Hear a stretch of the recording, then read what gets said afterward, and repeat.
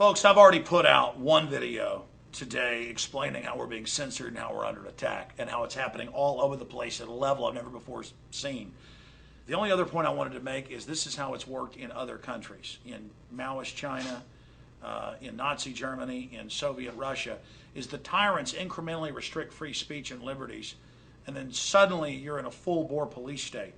And they're beating people up that disagree with Obamacare or open borders or cap and trade.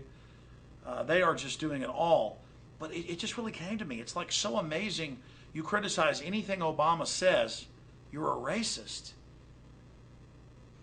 And I was reading the comments on our videos as they shut them down, and they're saying, you can't criticize a black man even if you're not racist.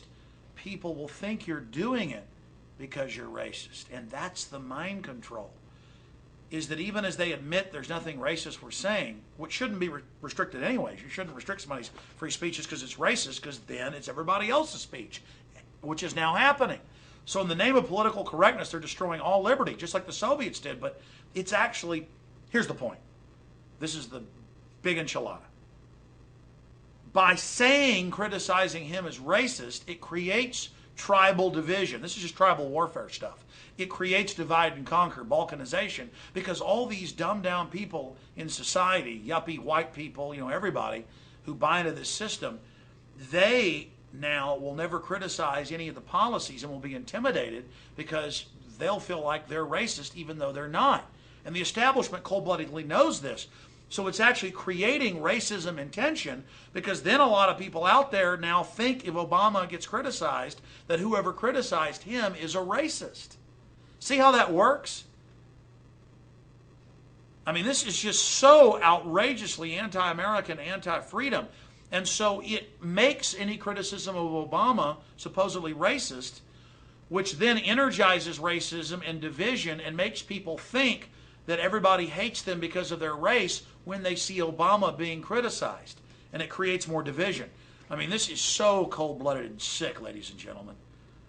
And they cold-bloodedly wanted to put Obama in there so they could create racial division and infighting, so the government could come in to keep everybody split up. And so when you criticize Obama, you get called a racist. Think about how diabolical that is. But then, again, the public school educated, dumbed down masses, they now really believe it. So for those of us that know it isn't about race and it's so asinine, it's like, hey, I don't want to pay a carbon tax. Hey, I don't want to lose my sovereignty. Hey, they're trying to pass anti-gun bills and lying about it. Oh, you're a racist. To people that are smart, it's just ridiculous. But it actually works on the fluoride heads. And then they think there's all these racists out there. So it's a new definition. Criticize the government, criticize anything they're doing, you're a racist. But it's not new. The Soviets did that. Folks, we're in a lot of trouble. We've been censored. Please help us. Details@infowars.com. They're beating people up in the streets. It's all over the news. The videos are coming out.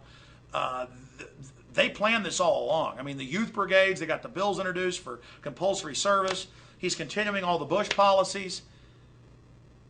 And their followers are brainwashed. They're dangerous, folks. And then the right-wing backlash is going to come in the future. Can you imagine the next thug they're going to bring in off of all of this? I mean, this is psych warfare, the next level.